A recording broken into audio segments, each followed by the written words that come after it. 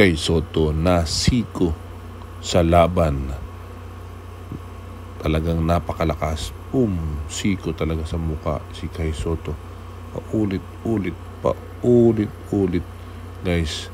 Sinadya kaya o talagang na dali talaga ang ating kababayan na si kay Soto. Siya ay pumuntos lang ng 2 points, 2 rebounds laban Phoenix at sila ay natalo.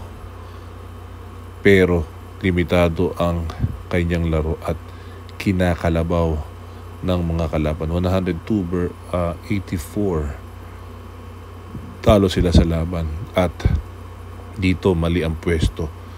Mapunta tayo kay Manny Pacquiao. Tinalo niya si DKU.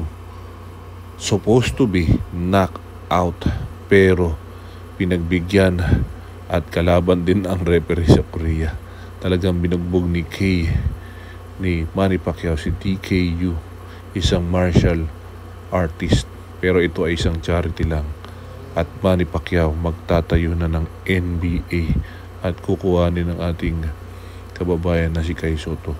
Binugbog talaga ng gusto at the age of 44 talagang meron pang lasa at talagang malakas pa ang ating kababayan na si kay Soto at napapabalitang lalaban kay Mayweather sa 2023. Abangan natin ng mga susunod na kabanata.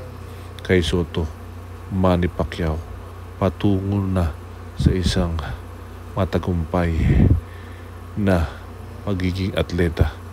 Abangan natin sa susunod na kabanata. Kay Soto talagang hindi lumabas ang laro at medyo pangit nga ang kanyang ipinakita at nasiko sa mukha ang ating kababayan na si kay Soto.